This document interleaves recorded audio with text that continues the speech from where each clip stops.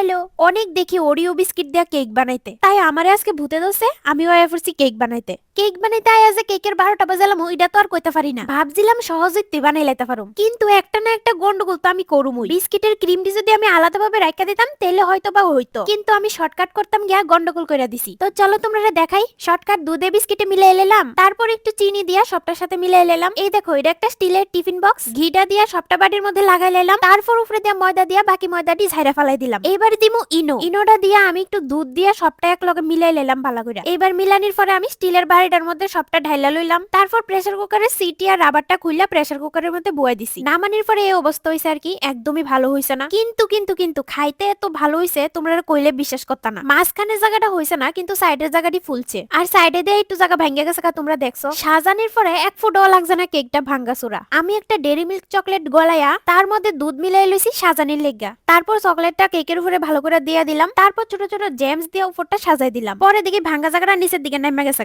সব শেষে কেকটা ভাঙ্গা হইলেও খাইতে ভালো হইছিল।